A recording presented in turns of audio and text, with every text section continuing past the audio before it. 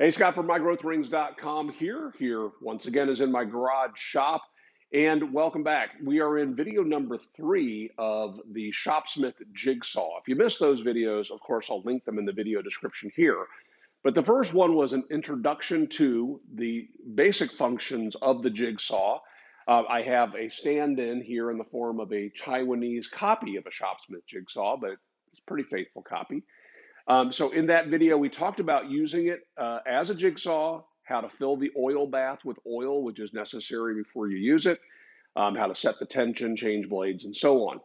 In the second video in this series, we talked about removing the upper arm that's used for jigsawing, where you have a return spring that is lifting on the top of the blade. With that arm removed, we were able to use a saber saw blade. So using this saw, kind of like the Blade Runner or a stationary, you could even build this. You could take a handheld saber saw, mount it upside down under a piece of plywood, and you would have a similar functioning saw.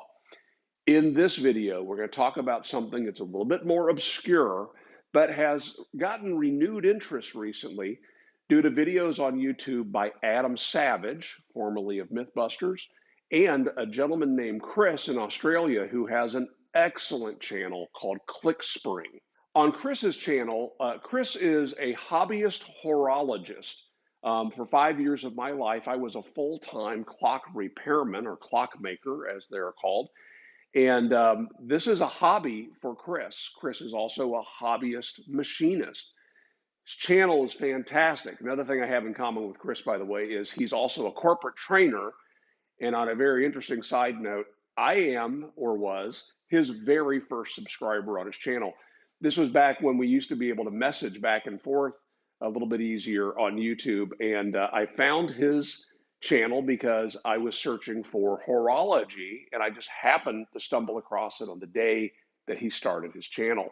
So it's kind of a fun little connection to Chris. Why do I bring up Chris? Chris on his channel uses something called a machine file. It's sometimes called a die file, sometimes called a parallel file. And the idea is you've got a motor that's driving a file up and down and a table to support the stock. Well, guess what this saw can do? Yeah, the Shopsmith Jigsaw was designed to be used with a very specific kind of file, and the file is called a die file. I used to be able to pick these up at a surplus store back in Dayton, Ohio, and they sold these things by the pound. All that's long gone now. But basically what this file is, it's got a 1/4-inch shank on it, and then from Shopsmith anyway, there were 6 different sizes available or different shapes available. As far as people that are in the tool and die industry, they need far more variety than that. So there's a number of different shapes. There's triangles, there's circles, there's squares, there's kind of teardrop shapes that have a nice sharp point on one end and a rounded edge on the other. They're available in different coarsenesses, if that's the right word to use here.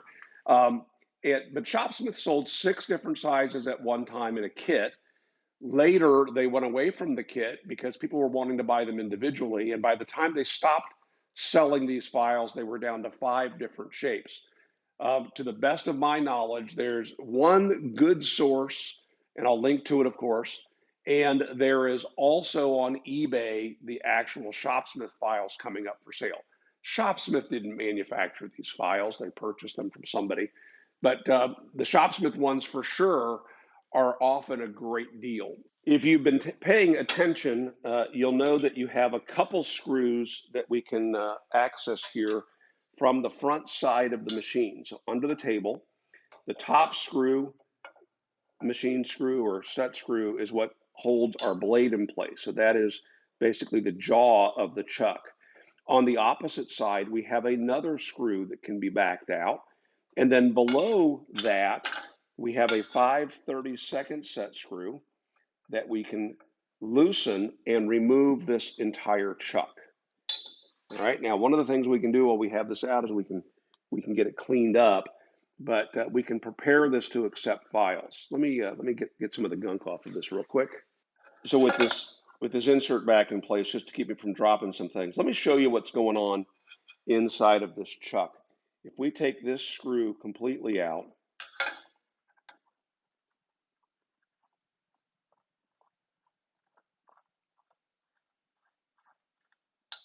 we can drop out of that a couple little flat slugs. And those, as you can see, are pretty gunked up as well. So we'll clean those out. These are the actual jaws that are going to be gripping whatever tool we're using here. And it's also possible that we can use this for files without those little slugs if we need to, if our file is just a bit too large.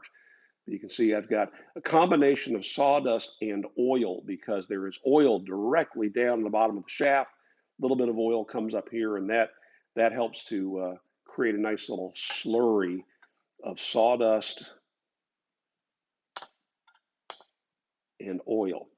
You can see these are a cup tip on these set screws, so they can still grip things even without those little slugs. To reassemble this, we would insert the set screw into the back, and then we would drop these little, again, I don't know what the actual word is. We could look this up in the parts list to see what those are supposed to be called. Bring this down. So it is within those two little slugs that we would typically position our blade. So I want to have those backed off far enough that I can take my 1/4 inch file and insert that. And I want it to go all the way through and be captured not just by those little slugs, but to be against the side of that casting. And that'll help to hold this nice and square. Tighten that up over on this side. Tighten this in place. And now we'll reinstall that on the shaft.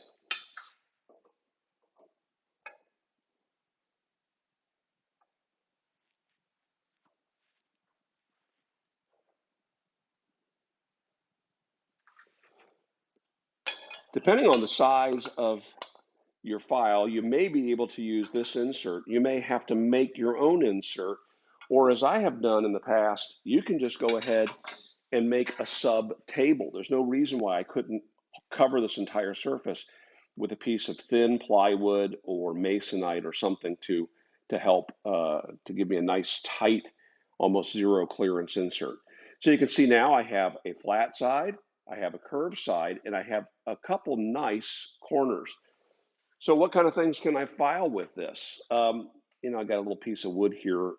Typically, I would use this to file things like non-ferrous metals or soft steel. But let's just give this a shot.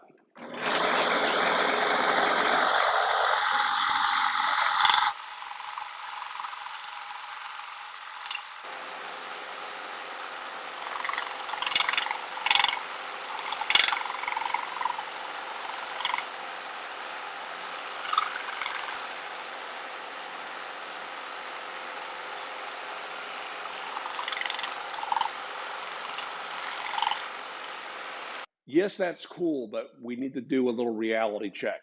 First thing you have to remember is this strokes one time for every rotation of the motor. We're powering this from the mechanical Shopsmith Mark V. The lowest speed that this thing can produce without additional help is 700 RPM. Kind of fast, especially if you're filing metal. Ideally, I'd like to go lower. Okay, well, how about a power station or a crafter station? Great idea. That's a standalone variable speed machine or stand that we can power all of these accessories on. The problem is the low speed of that is 850 RPMs. Now, there are some solutions around this. If you want to use this for filing metal, you can power this if you happen to be lucky enough to possess the Shopsmith Power Pro headstock. That's the electronic variable speed headstock. You can take this down to, I think it's 100 RPM. So you've got this completely in the bag, not a problem at all. But what if you don't have that? Well, one solution would be to use the Shopsmith Speed Reducer. Now, it is true the Shopsmith Speed Reducer was designed to be run on the quill side of your Mark V, and you can put this on the quill end of your machine. But if you didn't know this, you can also mount that on the left-hand side, on the output side. So if you happen to have a Shopsmith speed reducer with a mechanical headstock, again, you've got this covered. Now, there is one more solution. I think we're going to talk about that in our midweek follow-up, the episode I call Stumped Q&A. Now, one thought you may be having is, well, gee, can't I use pretty much any file on this? I mean, yeah, that's not round, but the way those jaws work, I could clamp onto this. Wouldn't this work? Well, the problem is most files are designed to cut pushing in this direction, with the handle on the back or the tang on the back pushing forward. These files are designed to cut in a pulling action. So the teeth are facing in such a way that on the downstroke, that's where they're doing their cutting. That way, you're not having this thing lifting your stock up while you're trying to file. So, yeah, you could fit any file in it, but you can't really use any file in it. That's really the advantage of the die files. You could take some files. I've known guys that have taken like the round chainsaw blade files, how you would sharpen a chain, they're round, and just put the tang side up and grip that from the bottom. Yes, you can also sand the teeth off where you're going to grip it. Um, a little bit of experimenting goes a long way, especially as these files are getting harder and harder to find. One more thing that you do need to know. Files are primarily made for filing metal, and this piece of wood was just a stand-in. If I want to use something on wood, the better choice is an abrasive of some kind. Well, did you know I can use abrasives on this as well? So in our midweek follow-up, I'm going to show you just a couple more tips and tricks for using this machine. If you don't know, the midweek follow-up Stumped Q&A is where I answer the questions, comments, and cheap shots from the weekend's video, and sometimes add some additional tips. The reason why I'm holding this off for the weekend is I've been waiting for the Amazon delivery guy to bring me something that I can show you. So in our midweek follow-up, we'll talk about using abrasives on this machine, which would really be ideal for sanding wood components, but could be used for pretty much anything. All right, so thank you, channel members, for your support and making those midweek videos possible.